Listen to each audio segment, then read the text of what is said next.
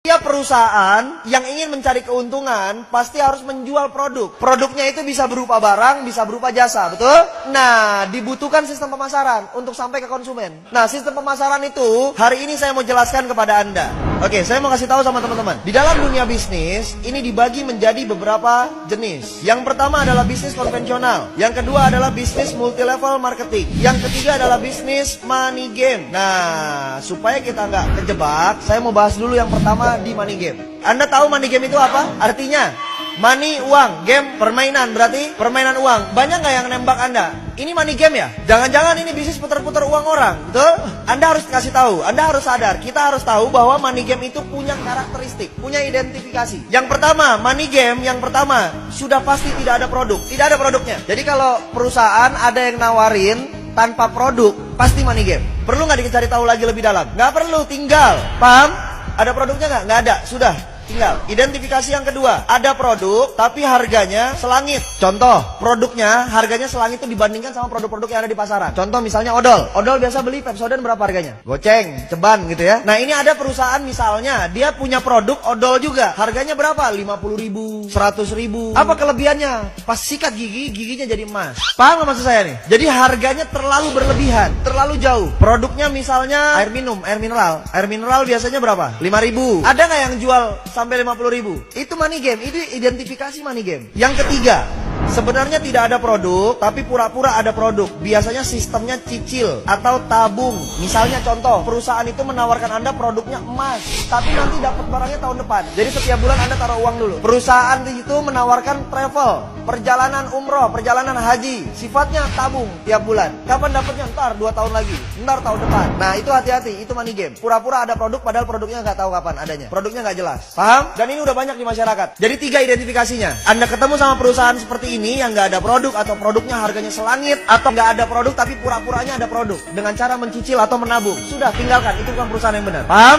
Oke. Kemudian konvensional, ini yang terjadi di sekitar kita. Pasti ada warung atau toko di sekitar Anda, betul ya? Nah, konvensional ini sistemnya begini. Semua perusahaan, tadi saya bilang, semua perusahaan pasti sifatnya melakukan penjualan, betul? Yang dijual apa? Produk. Nah, barang tersebut pasti diproduksi dulu kan? Di mana? Pabrik. Dari pabrik, apakah langsung ke konsumen? Tidak. Dia lari dulu ke distributor besar. Dari distributor besar, dia lari lagi ke distributor kecil. Dari distributor kecil, dia lari lagi ke agen-agen. Dari agen, dia lari lagi ke warung-warung atau toko. Dari warung-warung, baru dia lari lagi ke konsumen. Paham? Oke, yang saya mau tanya, konsumen tahu nggak ada barang yang di warung, ada barang di agen, ada barang di distributor kecil, di distributor besar? Taunya dari mana? Harus ada iklan. Bayar nggak iklan? Mahal nggak bayar iklan? Mahal, betul? Terus, dari pabrik ke distributor besar, ada nggak biaya distribusinya? Ada biaya pengiriman? Ditambah harganya? Contoh misalnya, ini harganya 2.000 dari sini, 2.000 perak. Sampai ke distributor besar, dari distributor ke distributor kecil, harganya tetap 2.000 atau berubah? Berubah jadi 4.000, betul? Dari ini ke sini, dari distributor kecil ke agen, berubah lagi jadi 6.000, 8.000 misalnya, betul? Dari agen ke warung, sudah nyampe angka 12.000. Dari agen ke warung, dari warung ke konsumen, harganya jadi 20.000. Paham nggak? Padahal modal awalnya berapa? Nah, kelebihan itu banyak dibagi-bagi. Menjadi jalur distribusi, menjadi jalur iklan, menjadi jalur marketing. Itu di jalur apa? Konvensional. Semua warung begini. Semua barang yang ada di sekitar Anda begini prosesnya. Rokok begini, sampo begini, sabun begini. Paham? Oke. Saya nggak banyak bahas di situ. Yang saya banyak mau bahas adalah nih, multi level marketing.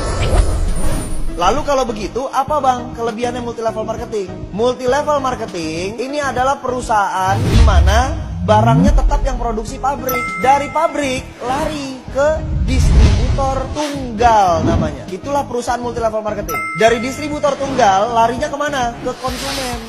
Langsung. Loh, terus bang, kan konsumen ini kan member.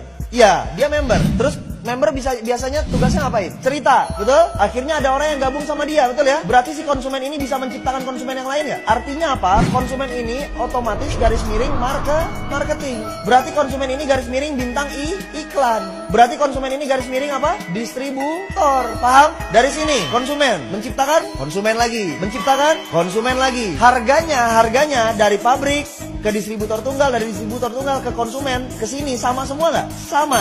Jadi kelebihan dananya tadi kelebihan-kelebihan dananya tadi, itu dialirkannya kepada siapa? Kepada kita, karena Anda marketingnya, Anda distributornya, Anda bintang iklannya. Berarti kita yang dibayar mahal oleh perusahaan multilevel marketing. Paham?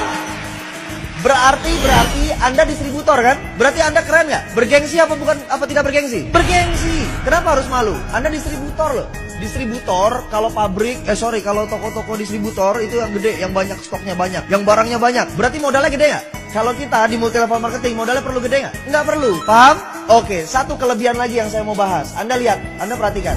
Biasanya jumlah barang yang dimiliki konvensional dari pabrik, dia ngoper ke distributor besar ini biasanya bersyarat. Artinya paket besar. Anggap misalnya 10.000 piece. Begitu sampai turun ke distributor kecil, ini turun menjadi 2.000 piece.